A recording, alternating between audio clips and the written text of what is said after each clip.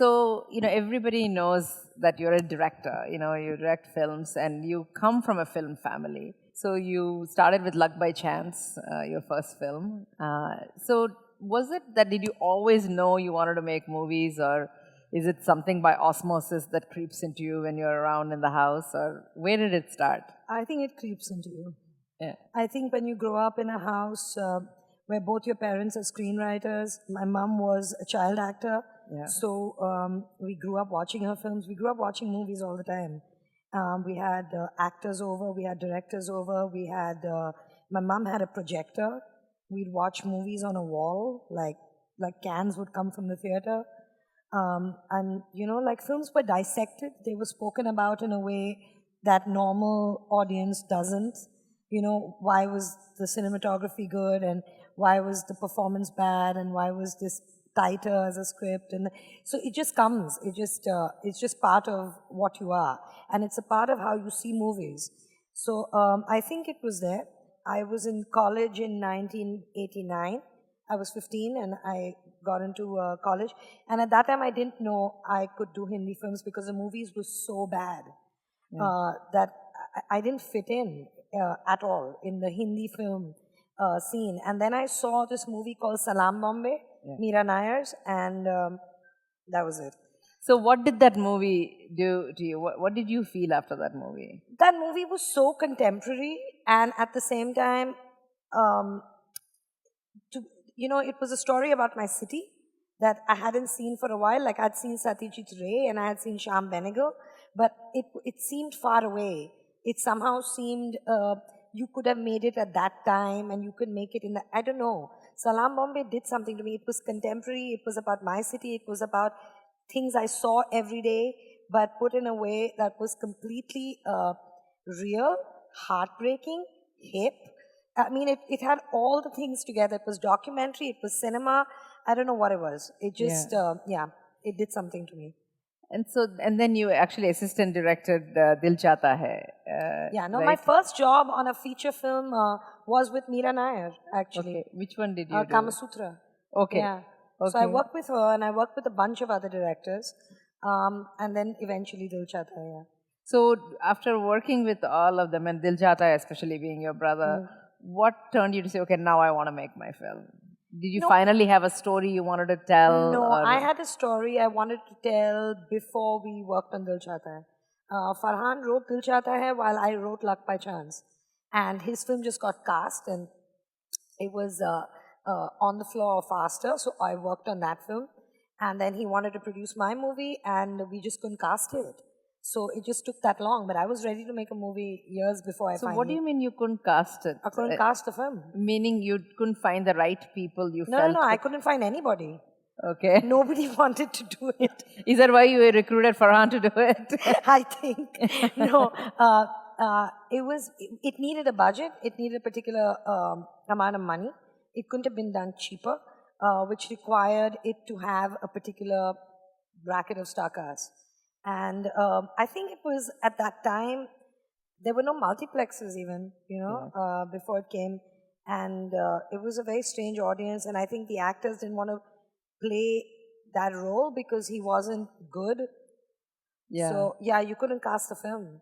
And it's interesting because that's also making a statement about Bombay, about a certain class or certain people that are there, but you don't see necessarily, because it's not just about the heroes and heroines, but it's people who start up ordinary. Yeah. So is that the story you wanted to tell because you were surrounded by these people? Yeah, or why because I was working in the industry. I mean, I think your first film, if you are a writer as well, I mean, a writer-director, I think your first film is usually, semi-autobiographical, or it's close to home.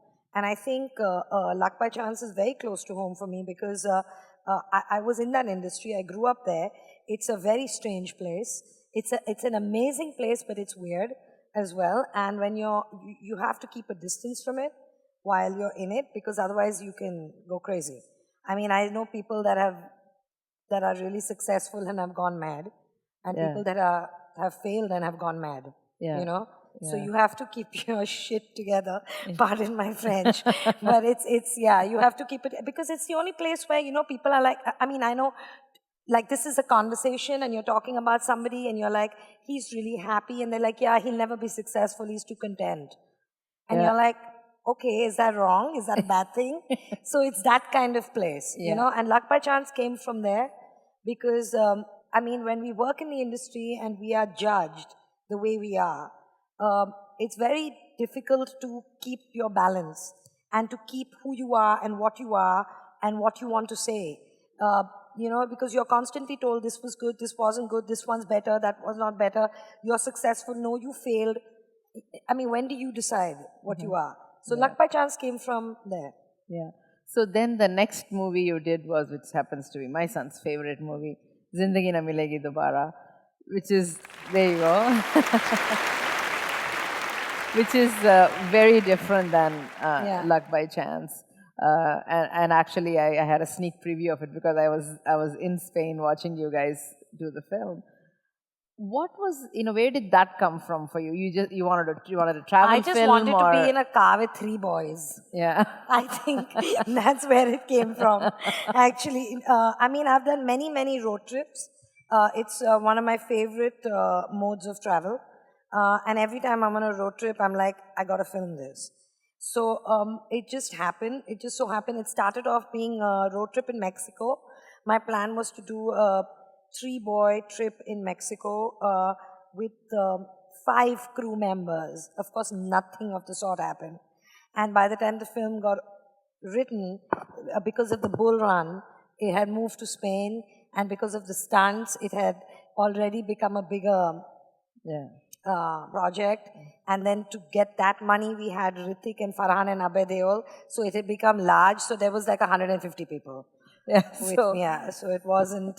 So did the stunts come because it's a big budget? You need to make sure it's interesting, or did you want skydiving? I wanted it. I wanted it because, I mean, when Rima and me started writing it, we were like, what do we do with this film? In the sense, something was missing, and I mean, we know that the characters start at A and by the time they get to B, they've had a cathartic experience. But there was something that wasn't clicking, and I think the sports just made it happen. I think that's what did it, because it wasn't just adrenaline, it was poetic. Like, I mean, at least that's what we wanted it to be. So I think that just made it happen. I think that gave the film what it had. So does the government of Spain pay you? Because the government of Spain loves me. Yeah, because the tourism has gone up because of you quite a bit. They love me, yeah. So do you get royal treatment when you go there? No, they're very nice to me, and they want to give the producers and me, the king wants to knight us. Oh, and I was like, that's a huge honor, but can I get a house? Okay. But I mean, I'd love a little villa in Menorca. So maybe now with the next movie, Dil Dhadkne Do, the cruise ship industry must be thanking you also. Are a lot of people going on cruises now? I don't know. I haven't gotten that feedback yet. Yeah. But I think it'll be something like that. Yeah. So talking about characters in Dil Dhadkne Do, it's really a lot about women. A lot about women who don't get to say what they want to say or be what they want to be, or they are saying something they are not.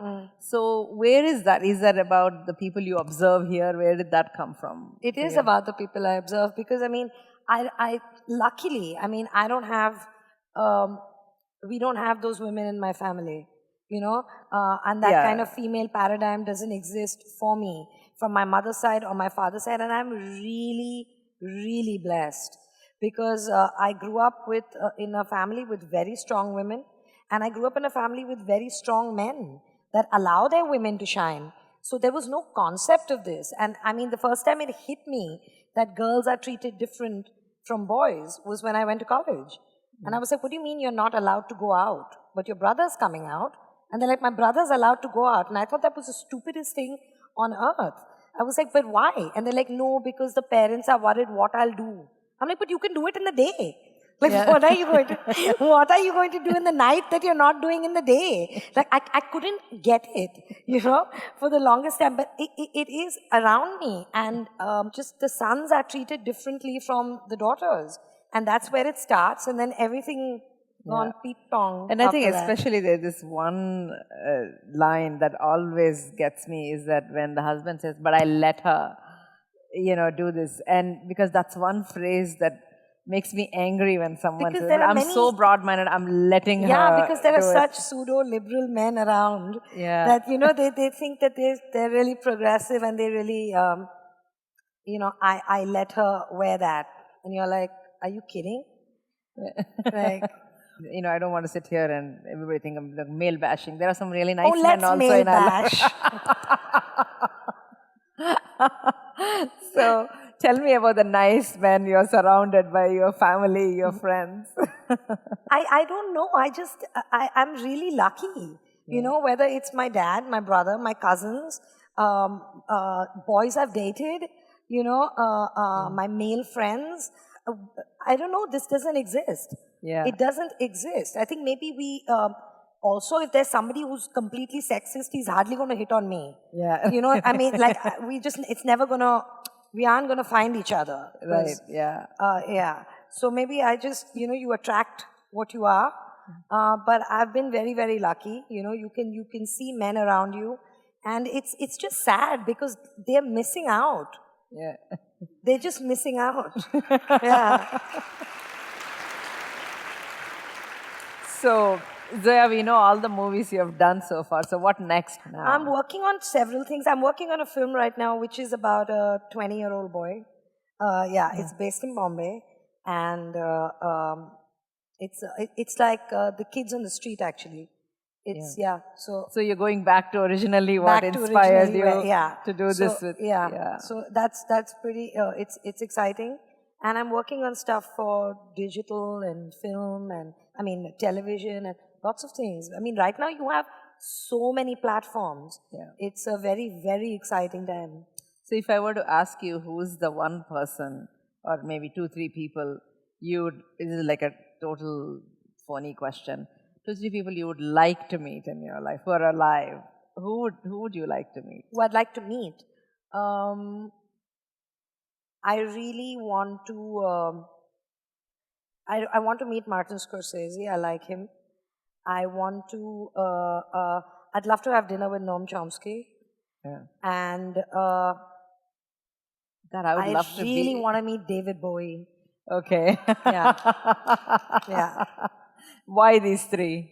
Because David Bowie, I grew up to David Bowie, and I think he's too good. He's David Bowie. That's it. So there's no answer. Martin Scorsese, because I don't know what it is about him, but I watch all his films, and some I haven't liked, some I adored. But from all my favorite directors, he's the one that has made the maximum films I like and can keep watching. He has a very distinctive style, but at the same time, he's quite prolific. Goodfellas is completely different from Age of Innocence, which is completely different from Gangs of New York. Yeah, or from King of Comedy. You know what I mean? I like him. Yeah. I just like him. And Noam Chomsky because... I get it. I would also love to have dinner with him. Great. So thank you very much for being here, Zoya.